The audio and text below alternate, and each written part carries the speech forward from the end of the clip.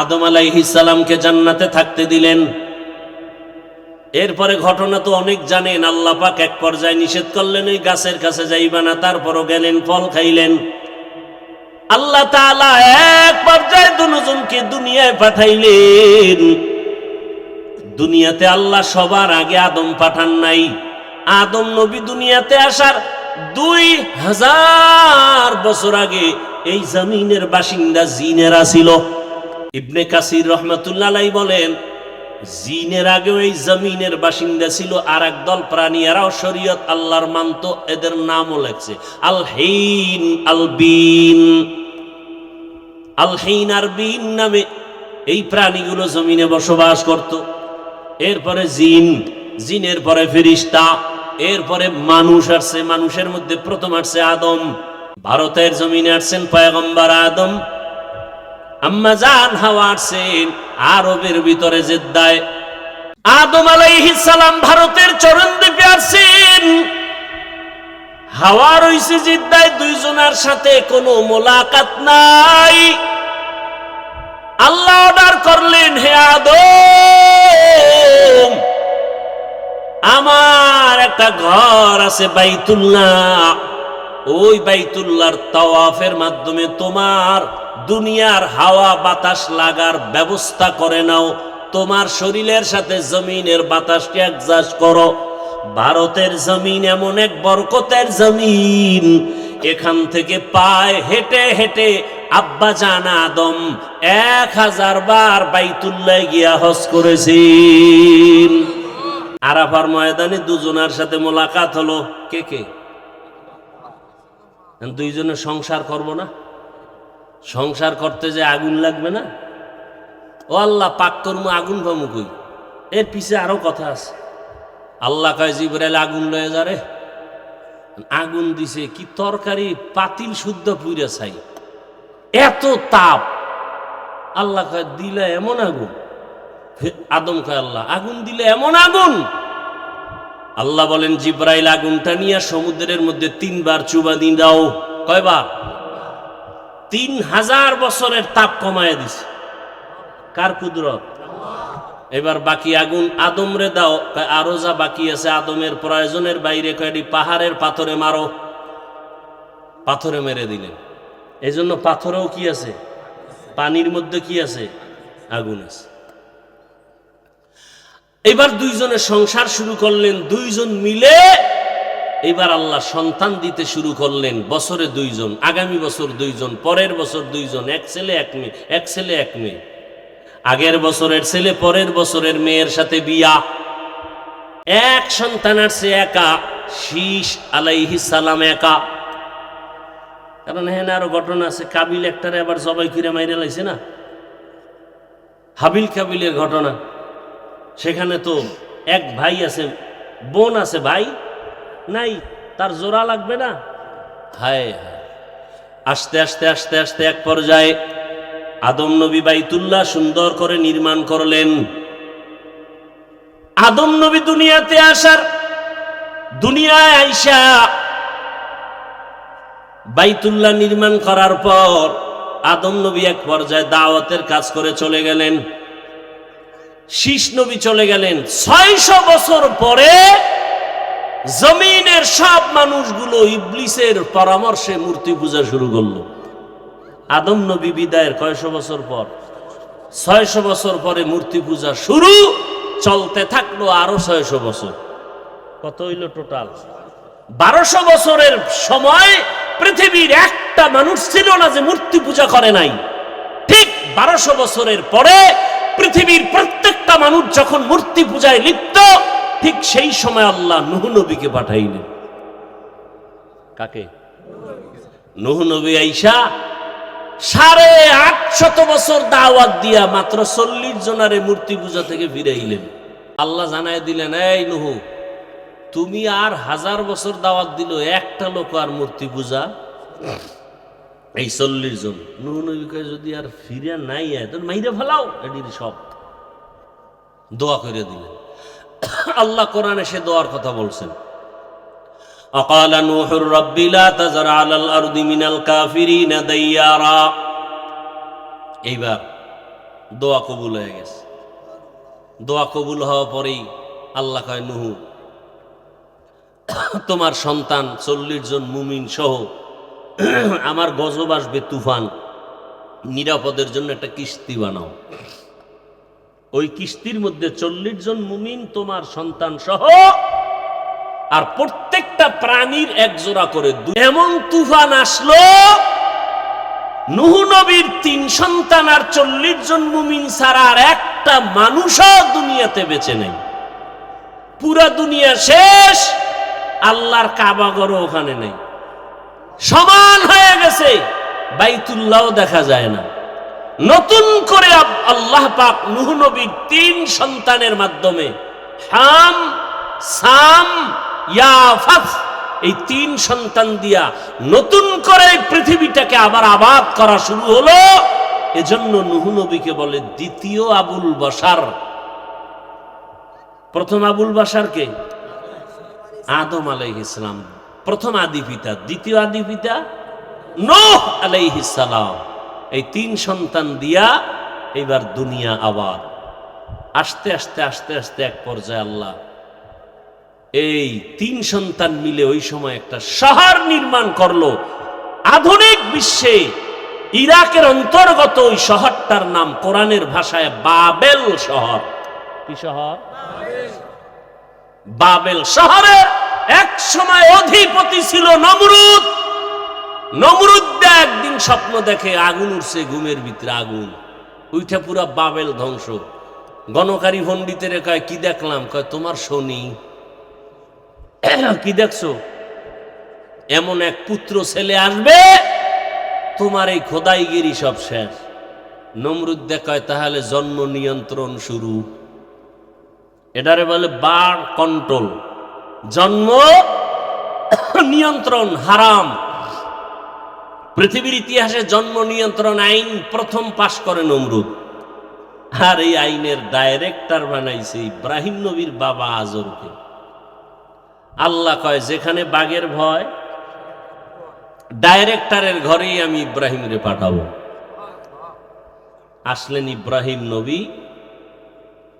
ইব্রাহিম নবী এসে নমরুদের খোদাগিরি খতম করে বাইতুল্লাহ নির্মাণ করলেন। শিশু সন্তান কাকে দিয়া? ইসমাইল নতুনভাবে বাইতুল্লাহ নির্মাণ করলেন একটা পাথরের উপরে দাঁড়াইয়া। এরপরে বাইতুল্লাহ বানাইছেন। এখন বাইতুল্লাহ দরজা দেখছেন কয়টা? একটা। ঠিক ওই বরাবর ওই পাশে আরেকটা দরজা ছিল, 2 দরজার ছিল, এবং উপরে ছাদ ছিল না, খোলা ছিল।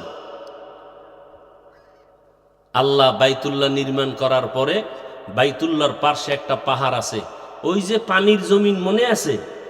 কথা ভাই, এটা নড়াচড়া করে নড়াচড়া করে। আল্লাহ পাক বলেন, আলাম নাজআলিল আরদা মিহাদা ওয়াল জিবালা, পাহাড় দিয়ে প্যারাক মারলেন। পৃথিবীতে আল্লাহ প্রথম জমিনে পাহাড় বানাইছেন, যেই পাহাড়, ওই পাহাড়ের নাম জাবালে আবু কুবাইস।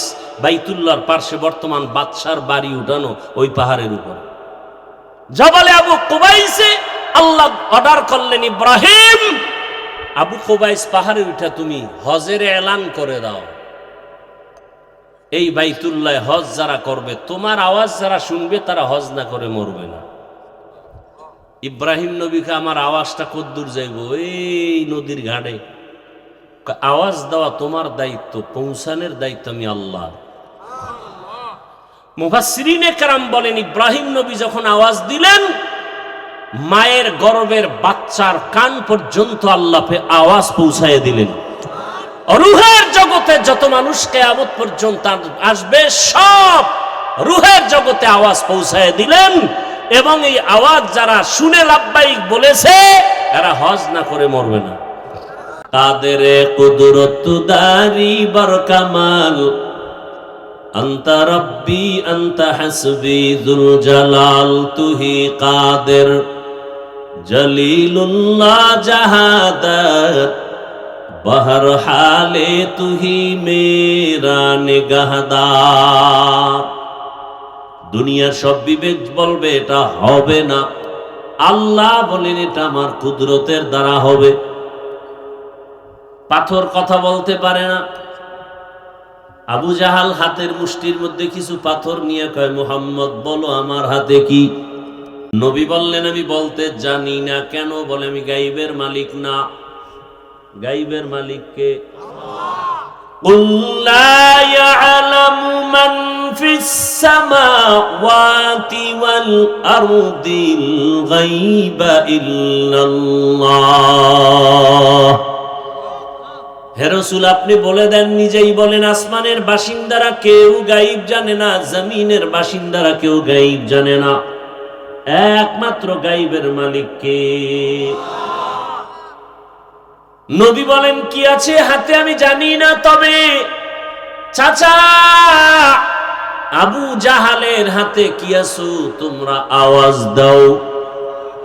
নবীজি এ কথা বলা মাত্রই পাথরগুলো কালেমায়ে শাহাদাত পড়া শুরু করলো জোরে জোরে। আবু জাহাল পাথরগুলো জমিনের মধ্যে মেরে বলে, ভাতিজা মুহাম্মদ, তুমি এত বড় জাদুকর আগে জানি নাই। কপালে কি নাই? হেদায়েত নাই। নবীর সাথে থাকলো, খাইলো একসাথে 13 বছর, এরপরও কালেমা পড়লো। আর 27 বছরের যুবক তরবারি নিয়ে দৌড়ায় নবীকে জবাই করবে। জবাই করতে আসিয়া কালেমাওয়ালা হয়ে গেল। নাম কি? কয় বছর? 27 বছর বয়সের যুবক রসুলকে হত্যা করতে এসে কালেমা পড়ে ফেলল। আর আবু জাহিল্লা 13 বছর রসুলের সাথে থাকলো, এক দস্তরখানে খাইয়াও কালেমা। হেদায়েতের মালিক من يهد الله فهو المهتد ومن يضلل فلن تجد له وليا مرشدا। আল্লাহ যাকে হেদায়েত দিবেন সে পেয়ে যাবে, যাকে দিবেন না সে। তাহলে বান্দার দোষ কি? আল্লাহ হেদায়েত দিলে পাবো, দেয় নাই জন্য পাই না। তাহলে বান্দার তো কোনো দোষ নাই, সব দোষ আল্লাহ। কি? আল্লাহ নিজে কোরআনে বলেন, আমি হেদায়েত দিলে সে পাবে, আমি যদি হেদায়েত দিব না সে। তাহলে বান্দার তো দোষ নাই, সব আল্লাহর দোষ। কয় না, এখানে প্রশ্ন আছে। এই ভলিউম বাড়া, এখানে প্রশ্ন আছে। এই মাইক তো দরকার নাই, বক্স থাকলে আবার মাইক কেন? এটা ঘুরাও, ওদিকে সোজা করো, দোনোটা। ওটাও সোজা করো, এটাও সোজা করো। বক্সের সাউন্ড দাও, মনিটরের সাউন্ড দাও। ওই মাইক ঘুরাই দাও। এই বাসটা ধরে ঘুরে ওদিকে দাও। বন্ধ থাকলে বন্ধ, এটির সাউন্ড ঠিক করো। গুম গুম করবে না, স্পষ্ট সাউন্ড বের হবে। কি কথা বলতেছিলাম? গেছেন বুঝলেন? আল্লাহর দোষ। আল্লাহ বলেন এখানে কথা একটা বাকি, কি? আমি হেদায়েত দিলে পাবে, আর আমি যাকে দিব না সে। প্রশ্ন, আল্লাহ কাকে দিবেন কাকে দিবেন না? প্রশ্নের জবাব, আল্লাহর কাছে যে হেদায়েত চাইবেন তাকে আল্লাহ দিবেন। ওয়াল্লাযীনা জাহাদু ফীনা লানাহদিয়ান্নাহুম সুবুলানা ওয়া ইন্নাল্লাহা লামাআল মুহসিনিন।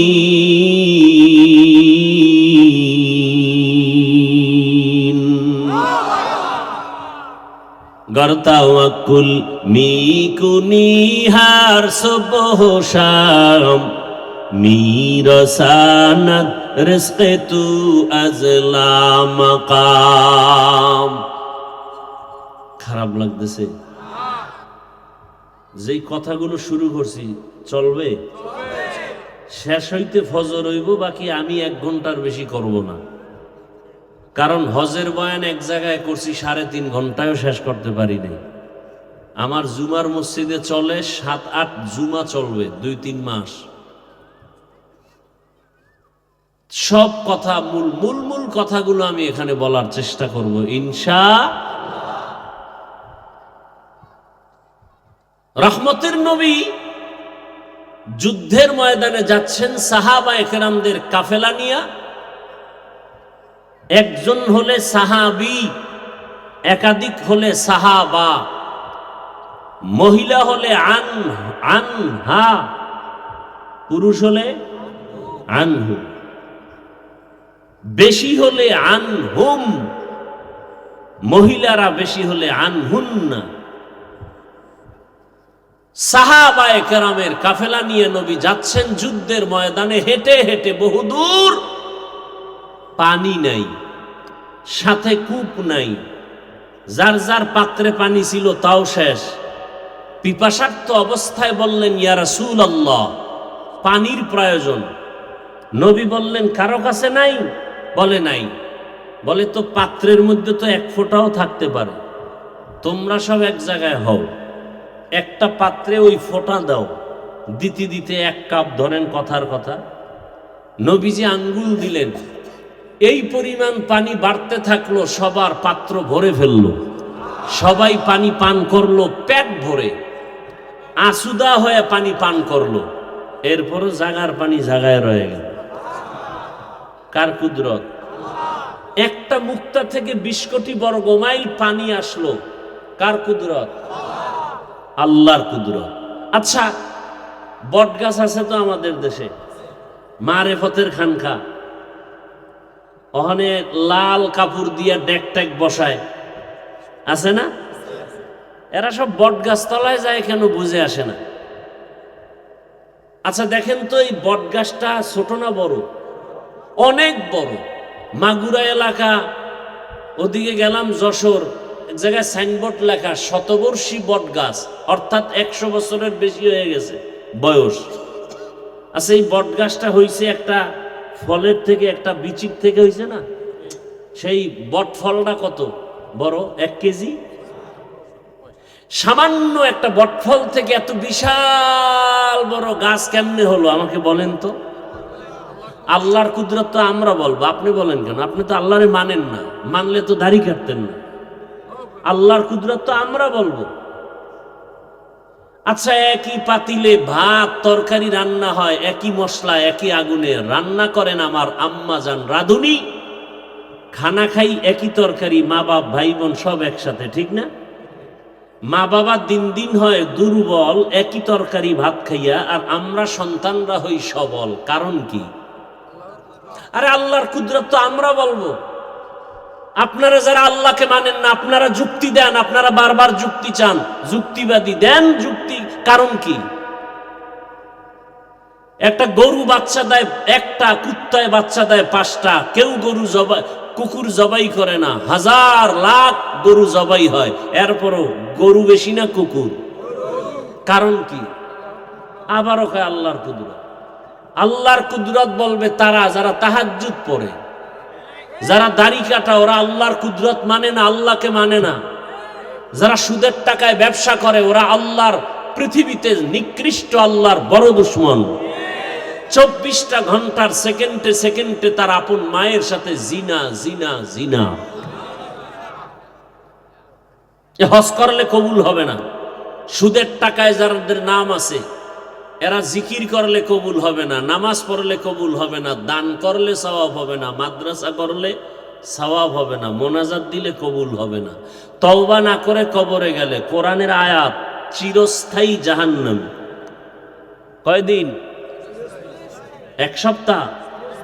হ্যাঁ, এই দেশে সুদ নাই, ঘুষ নাই, নিমক হারামের গোষ্ঠী। ভোটের আগের রাত্রে যারা খাইছে পায়খানা, কেউ খায় নাই। সবগুলো হারামখোর, সবগুলো হারামখোর। এই টাকা খাইয়া রক্ত হইছে শরীরে, রক্ত হারাম। এদের জন্য ওই অংশ জান্নাত হারাম। চোর যারা টাকা খাইছে ওরাও জালেম, যারা ভোটের আগে টাকা খাওয়াইছে ওরাও জালেম। আল্লাহ হেদায়াত দান করুন। ওই দিন টের পাইছেননি কিছু পিসাবের মুরিদের ধাক্কা কেমন? ভোটের আগে টাকা খাইয়া জিকিরের অ্যাকশন, আর সে আজিম। কত তাবলিগওয়ালা ভাগরিওয়ালা হাজি সাহেবের ইমান 0 পয়েন্টে গেছি গা ভোটের আগের রাত্রে। কি আমি মাঝে মাঝে বলি না, কার ইমানের পার্সেন্ট কত মজবুত মাইয়া বলা বিয়া সময়ে দেখা যায়। হ্যাঁ, তলে তলে যৌতুক খায়, সামনে উপরে কিছু চায় না, ঘরে বয়ে খায়। এটা দিল না কেন, মানবতা হইল। এটা দিল না কেন, এটা মানবতা হইল। আছে না নাই? আল্লাহ হেদায়েত দান করুন। এই কথাগুলো আমরা আপনাদেরকে যদি সতর্কতার জন্য না বলি, কে বলবে? বলনেওয়ালা আলেমও তো এখন বন্ধ হয়ে গেছে। টাকা পাইলেই হক কথা বন্ধ, চেয়ার পাইলেই আসল কথা বন্ধ। বলনেওয়ালা আলেমের জবানও দিন দিন কমে যাচ্ছে। আমি মরে যাব, আমার বলাও বন্ধ হয়ে যাবে। কি মনে করেন আমি তো এদেশের সন্তান, একটা গর্ব, আমার জন্মভূমি। আচ্ছা ধরে নেন আমগো এটা কোন থানা? আশেপাশে মসজিদে আগামী জুমায় যদি এই কথাগুলো কোনো খতিব সাহেব শুরু করে যে হাফিজ ভাই যে বয়ান করে গেল, আমিও একটু পিক আপ লইয়া দেখি তো কেমন। বয়ানটা জুমায় যদি টাটকাভাবে দেয়, ফলাফলটা কেমন আসবে? সূর্য ডুবার পরে দেখবে গাইবি আওয়াজ। কি বলে 1 মাসের ছুটি। কারণ শিয়ালের হাতে মুরগি আমানত। শিয়াল চিনেন তো? হ্যাঁ, শিয়ালের হাতে মুরগি দিলে কয়দিন পরে পাবেন ফেরত? হ্যাঁ, শিয়ালের হাতে মুরগি দিলে যা হয়, মসজিদ মাদ্রাসার চাবি সুদখোরের হাতে দিলে তাই হবে। এ তো আমি বলে গেলাম, আর কেউ বলবে? তক্তা ছুটে এলেন। কিন্তু এই দোষ কি সুদখোরের? সব আপনাদের দোষ। পৃথিবীতে আল্লাহর ঘর মসজিদ ছাড়া আর সুন্দর কোনো জায়গা আছে? কেমন সুন্দর! যেই মসজিদের মধ্যে আল্লাহর রসুল বলেন এটা পৃথিবীর শ্রেষ্ঠতম স্থান, এর থেকে আর শ্রেষ্ঠ, এত সুন্দর শ্রেষ্ঠ জায়গায় সুদখোর কিভাবে কমিটিতে ঢুকে? কথা বলেন না কেন? আপনারা ঢুকাইছেন। ভোটের আগে টাকা খাইছেন না? কথা বলেন। তো টাকা খাইয়েই তো চান্দি গরম। এখন আপনি প্রতিবাদ করতে পারবেন না। হুজুরে যদি একটা হক কথা কয়, আপনিও তলে তলে কেন হুজুরে বুঝা চলবে না, হুজুরে না বুঝা চলছে। বাস, প্রত্যেক ইমাম খতিব মসজিদে ঘোষণা দিবে, এই সুদখোরেরা, আমগো নামাজ নষ্ট করবা না, কোনো সুদের টাকা আমগো খানা দিবা না, না খায়া থাকবো। সমস্যা কেন? একজনে বলে 13 জনে বলে না, এহেন হইল সমস্যা। কথা ঠিক না? আল্লাহ হেদায়েত দান করুন। রাগ করতেছেন? রাগ করলে আজকেই করবেন, আর জীবনে না আইলেন। রিজিকের মালিক কি? ওয়াজ মাহফিল না আল্লাহ? মাছের খানা কে দেন? নদীর মাছের খানা কে দেন? উড়ে পাখি যে উড়ে সকালবেলা বের হয়, সন্ধ্যাবেলা পেট ভরে বাসায় এসে বাচ্চার খানা নিয়ে কে খাওয়ায়? জঙ্গলে হাজারো প্রাণী আছে, কে খাওয়ায়? গর্তের পিপিলিকার খানা কে দেন? বলেন ওরা দামি না আমরা দামি? তো ওদের দিলে আল্লাহ আমগো দিবেন না? তাহলে এত ভয় কেন, এত পেরেশানি কেন? আরে ভয় তো আপনি করবেন না, ভয় করবে তো ওই ব্যক্তি আপনাকে। দেখবেন, একটা কথা মনে রাখবেন, লিখে রাখবেন, যদি আপনি সৎভাবে চলেন না, গরিব হলেও সব টাকাওয়ালারাও আপনাকে ভয় করবে। আল্লাহর কসম করে বলছে, যদি আপনি সৎভাবে চলেন, হালাল ভাবে, বড় মাস্তান পর্যন্ত আপনার সামনে কথা বলতে সাহস পাবে না। আপনি গরিব হলো আপনার সামনে কথাই বলতে পারবে না। আপনি তো সে হালালের পাওয়ার জানেন না। আপনি হারাম খেয়ে সব ধ্বংস করে ফেলেছেন।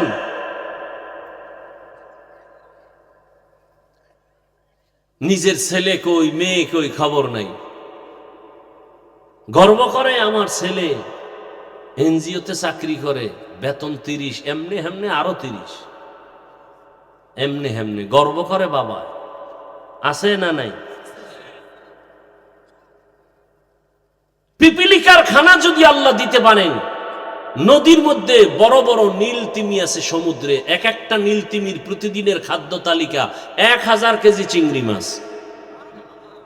কে খাওয়ায়?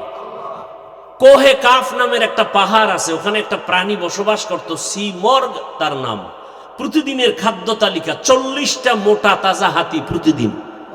কে খাওয়ায়? তো সে আল্লাহ আমগো দিবেন না? আমরা আল্লাহর আপন, ওরা আপন না। তা আমাদের এত টেনশন কেন? আল্লাহর উপরে ইয়াকিন দুর্বল। সাহাবায়ে কেরামদের ইয়াকিন এত মজবুত, নদীর মধ্যে জাহাজ ডুবছে, খবর আসছে, বলে ভাই আপনার জাহাজ ডুবে গেছে, বলে আল্লাহর কসম আমারটা ডুবে নাই। আপনি দেখছেন? কয় না, খোদার কসম আমি দেখি নাই। কথা আপনি কসম খাইলেন? গিয়ে খবর লো, গিয়ে দেখি ঠিকই অন্য একটা জাহাজ ডুবে গেছে, তার নিজেরটা ডুবে নাই। দৌড়ে গেল, ভাই আপনি কসম খাইলেন, এত ভরসা পাইলেন কোথায়? বলে রসুলের হাদিস। রহমতের নবী বলছেন, যেই বান্দা আল্লাহর দেওয়া সম্পদের যাকাত পাই হিসাব করে যাকাত আদায় করবে, ওদের সম্পদ আল্লাহ ফেরেশতা দিয়া হেফাজত করবে। কাদেরে কুদরতু দারি বর কামাল, আন্তা রব্বি আন্তা হাসবি জুল জালাল, তুহি কাদের জলিলুল্লাহ জাহাদার, বহর হালে তুহি মেরা নেগাহদার। আল্লাহ পাক রব্বুল আলামিন একটা ছোট বটফল থেকে যদি এত বিশাল বড় গাছ বের করতে পারেন, একটা মুক্তার দানা থেকে 20 কোটি বর্গ মাইলে পানি আনতে পারেননি, এ ক্ষমতা আল্লাহর আসেনি? আল্লাহ তাআলা বলেন, কুদরতে পানির উপরে আল্লাহ নজর দিলেন, পানির মধ্যে তরঙ্গ আর ঢেউ, ঢেউয়ে ঢেউয়ে বাড়ি লাগতে লাগতে ফেনা জন্ম হলো। ফেনাগুলো আস্তে আস্তে আস্তে আস্তে গাঢ় হয়ে গেল। গাঢ় হওয়া মাত্র মাটির চামড়ার মতো আবরণ পড়ে গেল।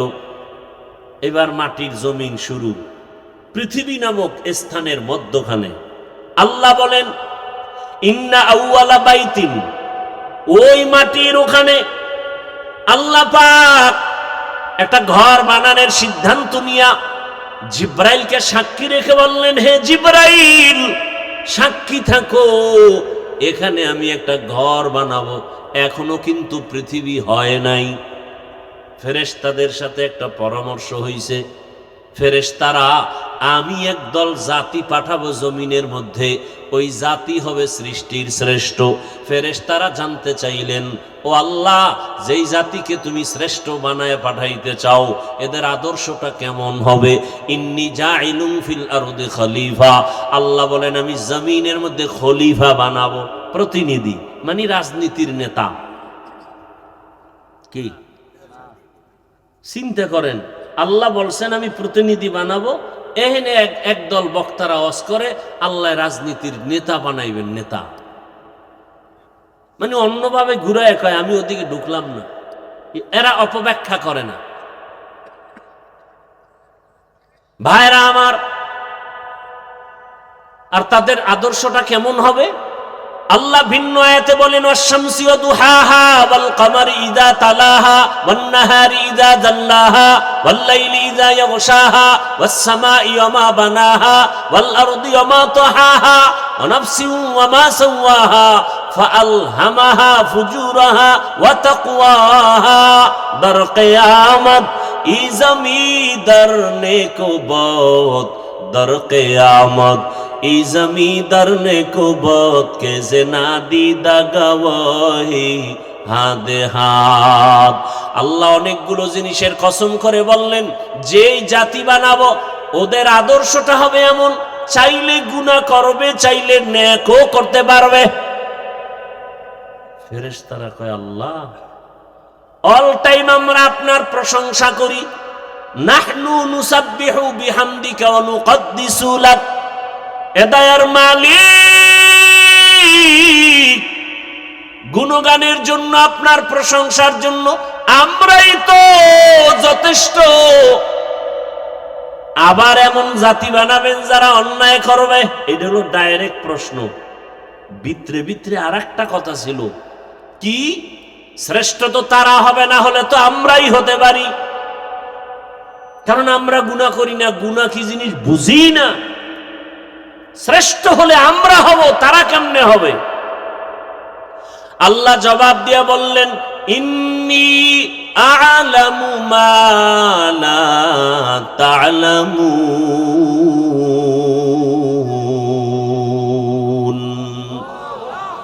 আমি আল্লাহ যাহা জানি তোমরা তা কিছুই জানো না। অর্থাৎ আমি আল্লাহ জানি ওই জাতি গুনাহ চাইলেই করতে পারবে, কিন্তু এমন একদল আমার বান্দা জমিনে থাকবে, এরা গুনাহ করবে দূরের কথা, এদের কাছে কোনো গুনার আসরও লাগতে পারবে না। এমনও জাতি অবস্থা তাদের অন্তরে হবে। আল্লাহ পাক এইবার সিদ্ধান্ত করে ফেললেন যে ফেরেশতারা, তোমরা বুঝো না কেমনে শ্রেষ্ঠত্ব দান করব, এবার তুমি বাস্তবে একটা নমুনা দেখাই। আল্লাহ নমুনা দেখাইতে গিয়া আদমকে বানাবার সিদ্ধান্ত নিলেন। ঘর বানানোর সিদ্ধান্ত আগে, এবার আদমকে বানাবেন। পৃথিবী নামের মধ্যখানে পানির উপরে মাটির আবরণ। আল্লাহ বলেন, সরদার ফেরেশতাদের জিবরাইল জমিনে যাইয়া ওই মাঝখানের মাটির চামড়াটা অংশ আমার কাছে নিয়ে আস, আমি আদম রে বানাবো। জিবরাইল গিয়া মাটির একটু চামড়া নেওয়া লাগবে, দিবে না, মনে কষ্ট। জিবরাইল ব্যর্থ হয়ে চলে গেলেন। আল্লাহ পানি নেই। আল্লাহ বলেন, মিকাইল যাও। মিকাইল আইসাও পারে নাই, ফেরত। এইবার আসছে ইসরাফিল, ফেরত। রাজি হয় না। আল্লাহকে, আজরাইল তুমি যাও তো। আজরাইল আই সেই কি এর আবার অনুমতি? কুদরতের হাত জিবরাইল ফেরেশতার হাতটার তালু দিয়া একটা আঘাত করছে, কইরা পুরা চামড়া টান মেরে লয়ে দৌড়। আল্লাহ নাও। কয় দেরি হইল না? দেরি কি আবার? মাত্র জিবরাইলের হাতের তালুর মধ্যে ঢুকে গেছে পুরা চামড়া। তা বুঝেন আজরাইলের তো পুরা হাতটা কত বড়।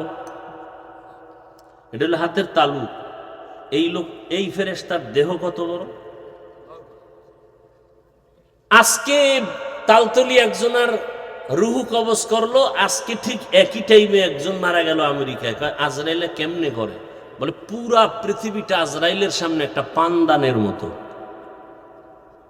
কার কুদরত?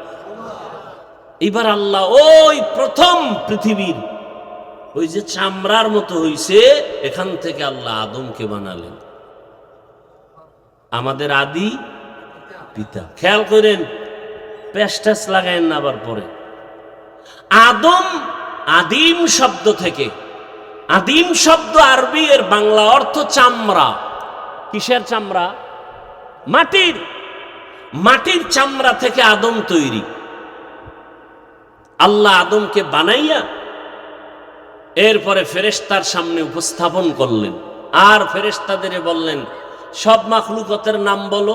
ফেরেশতারা পারলেন না। ওয়াল্লামা আদম আল আসমাআ কুল্লাহা।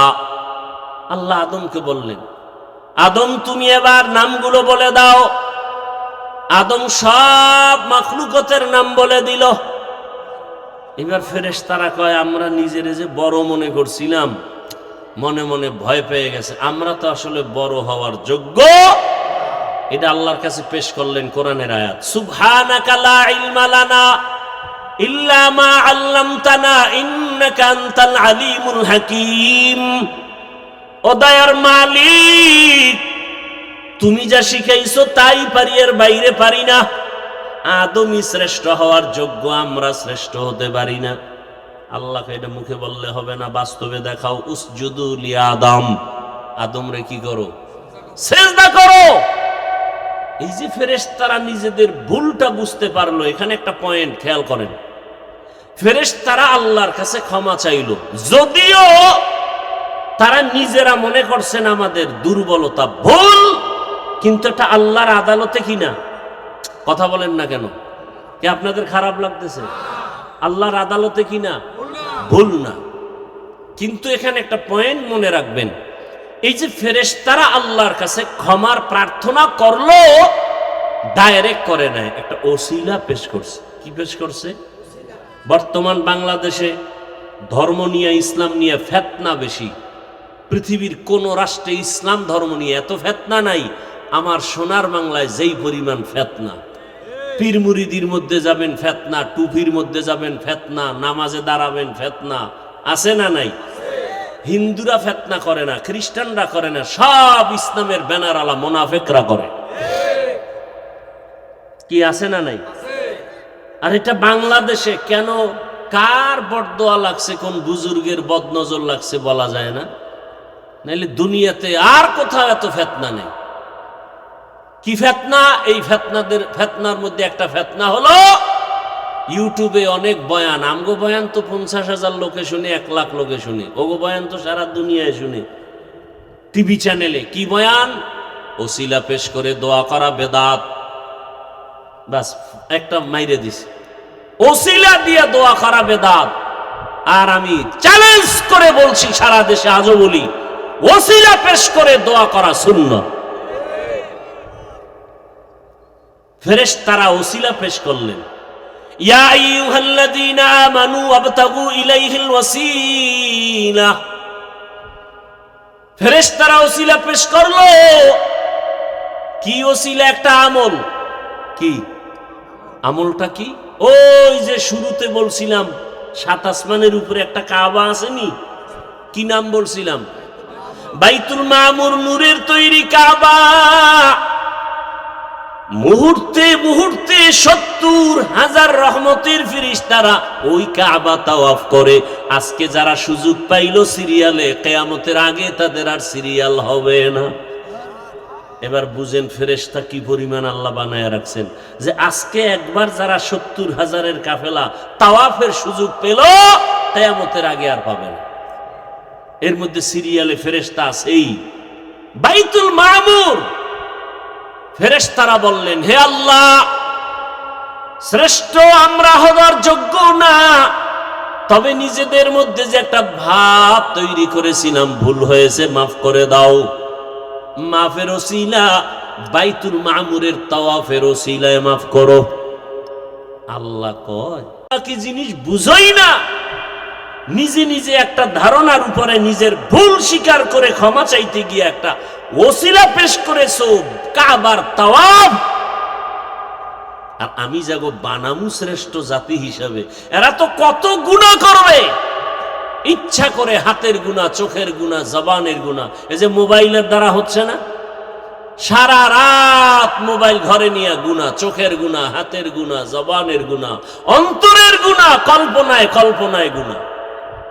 আল্লাহ মোবাইলের গুনাহ থেকে আমাদেরকে হেফাজত করেন। ভাইরা আমার, আল্লাহ পাক বললেন, ও ফেরেশতারা, তোমরা ওসিলা পেশ করেছো বাইতুল মামুর, কাবার তাওয়াফ।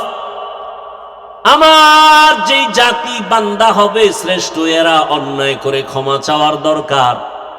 এদেরও তো একটা ঘর বানানো প্রয়োজন।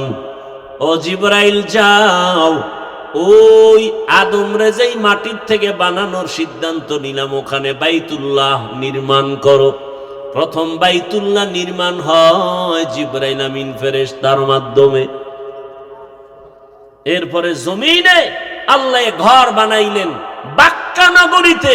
বাক্কা মানে এখন যার নাম মক্কা, আগে ছিল তার নাম। এগুলো এক ব্যাখ্যা। আর এক কথা হলো, না, বাক্কা কেন বলা হয়? কাবা যে এরিয়ায় আছে এই জায়গাটার নাম বাক্কা, আশেপাশের জায়গার নাম মক্কা। আবার বলে বাক্কা কেন বলে? বাক্কা শব্দের অর্থ হলো নত হওয়া। কি হওয়া? ওখানে গেলে সব মাস্তান কি হয় না, ধনী লোক একটু ভাব নেয়, অনেক কোনো ভাব চলে। রিক্সা ড্রাইভারও সাদা কাফন পরে লাশের মতো কাফন লাগাও। ধনী তুমি একই পোশাক পরো, মাথায় টুপি রাখা যাবে না, পায়ে কোনো জুতা রাখা যাবে না, সেলাইবিহীন কাপড় পরো, এবং এই কাপড় পরা অবস্থায় কোনো আতর লাগানো যাবে না, সাবান দিয়ে ডোলে গোসল করা যাবে না, কোনো একটা বিচিও খোটে রক্ত বার করা যাবে না, ওখানে গিয়া জোরে জোরে চিল্লায় বলতে হবে লাব্বাইক আল্লাহুম্মা লাব্বাইক লাব্বাইক লা শারীকা লাকা লাব্বাইক ইন্নাল হামদা ওয়ান নি'মাতা লাকা ওয়াল মুলক লা শারীকা লাক। এটাকে তালবিয়া বলে। কি বলে? হজের নিয়ত আছে, নামাজ ছাড়া হজ না করা পর্যন্ত মরণ হবে না যদি একটা আমল দি করেন। করবেন না হুদে কইয়া লাভ কি? করবেন। যারা পাঁচ ওয়াক্ত নামাজ পড়ে না এরা তো আমল জীবনেও করতে পারবে না, সম্ভবই না। আর এই পাঁচ ওয়াক্ত নামাজের পরে ওই আমলটা করলে তার হজ করা ছাড়া মরণ হবে না। ভাইরা আমার, হাদিস শরীফে নবী বলেন, বান্দা যখন সাদা কাফন পরে লাব্বাইকের আওয়াজ দেয়, জোরে দিবে, আওয়াজটা যতদূর যাবে ওই এরিয়ার সব আল্লাহর ভিন্ন মখলুক তার পক্ষে হাসরের দিন সাক্ষী দিবে।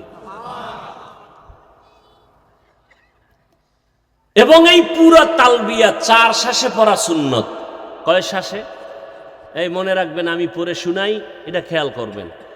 লাব্বাইক আল্লাহুম্মা লাব্বাইক লাব্বাইক লা শারীকা লাকা লাব্বাইক ইন্নাল হামদা ওয়ান নি'মাতা লাকা ওয়াল মুলক লা শারীকা লাক।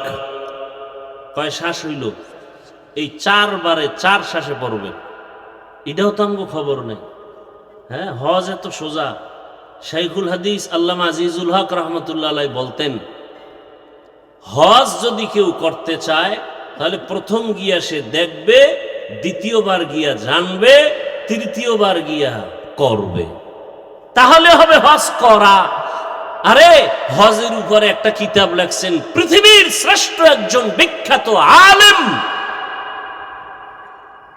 সমস্ত আলেম তার নাম জানে, তার কিতাব মাদ্রাসায় পড়ানো হয়।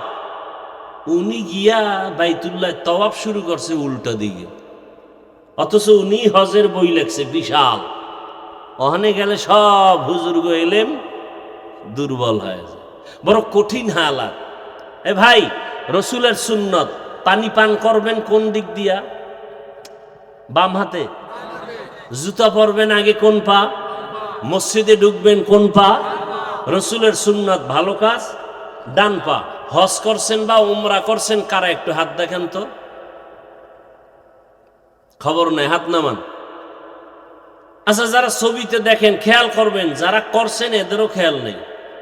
প্রত্যেকটা ভালো কাজ ডান দিক দিয়ে শুরু হয়, ঠিক, কিন্তু হজের তাওয়াফ শুরু হয় বাম দিক দিয়ে। কারণ কি? যখন আমরা তাওয়াফ শুরু করি এই সিনাটা বাম দিকটা কাবার দিকে থাকে, খেয়ালও করেন নাই কি? ডান দিক থাকে না বাম সাইড, অর্থাৎ এদিকে ঘুরে। হজরে আসওয়াদ পাথরের গোড়ার থেকে তাওয়াফ শুরু হয়, বামে ঘুরতে থাকবে, ঘুরতে ঘুরতে কয় চক্কর? 7টা। ঘুইরা এই সাদা হজরে আসওয়াদের এখানে আসবে, 1 চক্কর শেষ, আবার এখান থেকে ঘুরবে। সব ডান দিক দিয়া সুন্নত। তাওয়াফটা বামে কেন? কথা বুঝেন নেই না? কিসের ডান দিক দিয়ে? বাম সিনা বাম দিকে ঘুরে, বাম দিকে। ডানে তাওয়াফ করলে তো হবেই না, সিনা বাম দিকে শুরু হয়, বামে ঘোরে, বামে তাওয়াফটা শুরুই হয় বাম দিক দিয়ে। এই যেমন এই ধরনের স্টাইল, হ্যাঁ, ডান দিক দিয়ে শুরু করলে এদিক দিয়ে ঘুরা শুরু হইবে। কিন্তু না, এই হজরে আসদ এই কোনায়, ওখান থেকে ঘুরতে থাকবে বামে, বামে ঘুরে আইয়া এখানে আবার ঘুরো। এই সিনা বাম দিকে, বাইতুল্লাহর লাগে সম্পর্ক, ডাইনটা থাকবে এই সাইড। আর যদি ডানে ঘুরি, এদিক থেকে শুরু করি, তাহলে এই সিনা থাকবে কাবার দিকে। এই সিনা কখনো কাবার দিকে থাকবে না। আপনি চিন্তা করতে পারেন যে বড় কঠিন কথা, এটা বুঝতেও বড় কঠিন। তাওয়াফের সময় বাইতুল্লাহর দিকে তাকানো যাবে না, কত কঠিন আইন। যখন তাওয়াফ করি হাজি সাহেবরা, বাইতুল্লাহর দিকে তাকায় থাকা যাবে না, নিষেধ। সিনা ফিরানো যাবে না বাইতুল্লাহর দিকে তাওয়াফের সময়, শুধু এইটা থাকবে, এই বাম সাইড। বড় কঠিন হালাত। দেখেন, রসুলের রওজায় চিল্লানো যাবে না, চিল্লাইলেই গুনাহ। বাইতুল্লাহ জোরে আওয়াজ না দিলে গুনাহ, লাব্বাইক কেউ যদি কয় আমি বড় লোক মানুষ একটু আস্তে কই গুনাহ। ওখানে জোরে চিল্লাও, শুধু চিল্লাও, রমল করো, নাইচা নাইচা হাঁটো। এখন অসৎ চোর যারা দিনের চোর, এরা যদি আমার এই কথাটারে কাট করে সাইরা দেয় যে হাফিজুর রহমান সাহেব বলছে নাইচা নাইচা তওয়াব করো, নাচতে কইছে,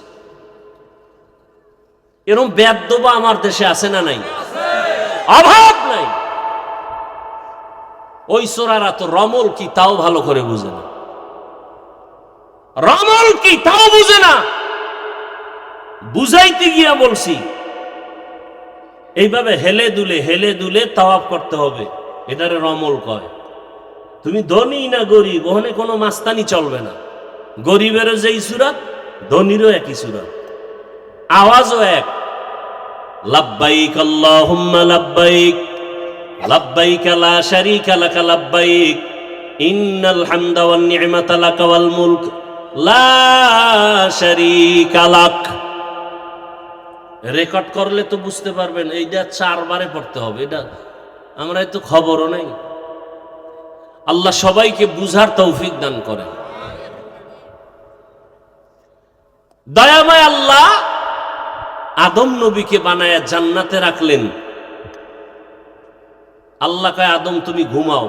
এমন ঘুম দিছেন যে মনে হয় আর জীবনে উঠবেন না। আল্লাহ রাব্বুল আলামিন কুদরতের হাত দিয়া আদম নবীর পৃষ্ঠ থেকে পিপিলিকার সুরাতে সবগুলো রূহকে বের করে নিলেন। কিয়ামত পর্যন্ত যত মানুষ আসবে সব প্রাণীর রূহ পিপিলিকার ন্যায় আল্লাহ বের করলেন। আর আদম নবীর এক হাড় থেকে আম্মাজান হাওয়াকে বানাইলেন। মনে আছে আদম শব্দের অর্থ কি বলছিলাম? চামড়া, মাটির চামড়া থেকে। আর হাওয়া হাওয়া হাওয়া শব্দ হলো হাওয়া, ওয়ের উপরে তাসদিদ। এটা হাইয়ুন থেকে হাওয়া। হাইয়ুন মানে জিন্দা। হাইয়ুন মানে কি? হুয়াল হাইয়ুল কাইয়ুম। হাওয়াকে হাওয়া বলা হয় কেন? কয় যে জিন্দা ব্যক্তি থেকে হাওয়াকে বানানো হয়েছে। জিন্দা ব্যক্তি কে? আদম। বুঝেননি কথা? পর্দার আড়ালের মা বোনেরা,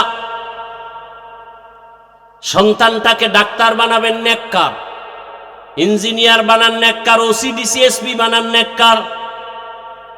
আপনারাও 5 ওয়াক্ত নামাজ পড়েন, একটা ভালো সন্তানের মা হয়ে কবরে যাবেন। আপনার মতো কত মা এখনো আছে মোবাইলে সময় নষ্ট করে না, স্বামীর মাল হেফাজত করে, নামাজ ছাড়ে না, বেপরদায় চলে না। এরে আম্মা জানের আপনারা কেন পারেন না? এরে আমার কলিজার যুবক, তোমার মতো যুবক স্কুল কলেজে পড়ে, চাকরি করে, ব্যবসা করে, শ্রমিকের কাজ করে, নামাজ পড়ে, তুমি পারবা তো? কম করো নাই, দাড়ি কম কাটো নাই। আল্লাহর কাছে তওবা করো হে মালিক। ওই বাইতুল্লাহ এত বড় দামি ঘর, কত গরিবরা সেখানে যায়।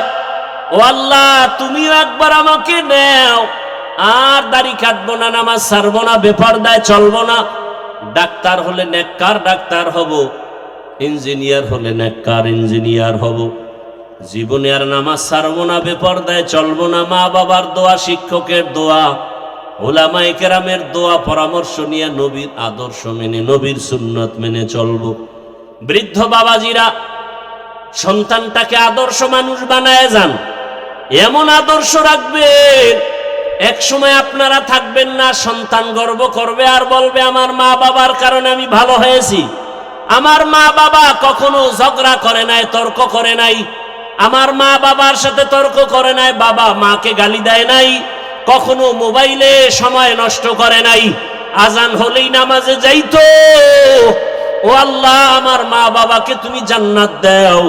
এরে পর্দার আড়ালের মা ও বাবাজিরা, আর ভালো আদর্শ যদি না রেখে খারাপ আদর্শ রাখেন, সন্তান এক সময় ধিক্কার দিবে মনে মনে, আর বলবে আমার মা বাবা বড় খারাপ ছিল।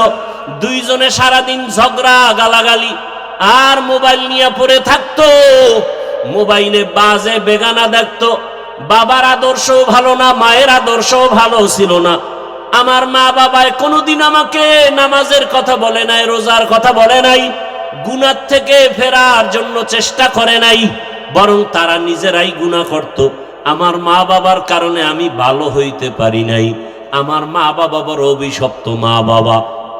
ও মা বাবারা, এই সন্তানের অভিশপ্ত শব্দ না শোনার জন্য এখন থেকে তৈরি হয়ে যান।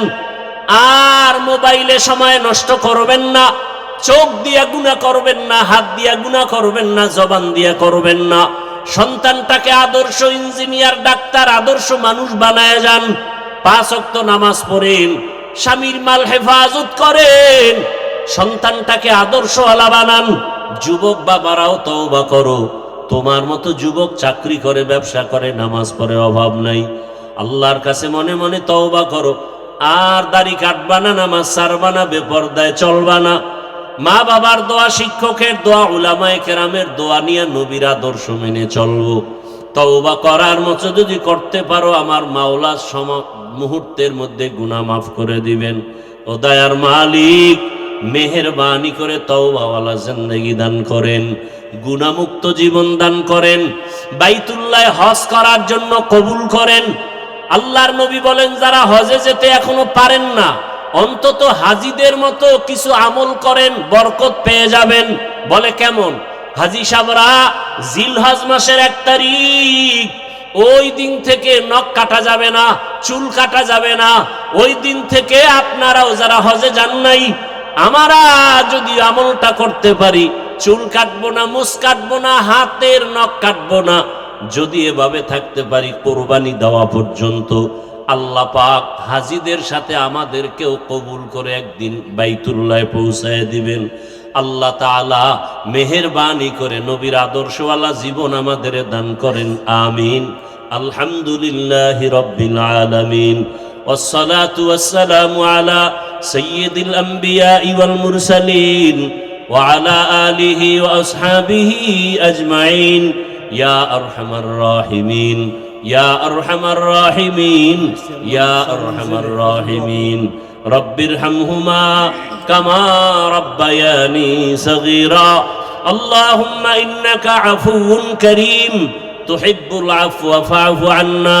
আল্লাহুম্মা ইন্না নাসআলুকা রিযাকা ওয়াল জান্নাহ ওয়া নাউযু বিকা মিন সাখাতিকা ওয়ান নার। আল্লাহুম্মা ইন্না নাউযু বিকা মিনাল বারাসি ওয়াল জুনুনি ওয়াল জুযামি ওয়া সাইয়্যিল আসকাম।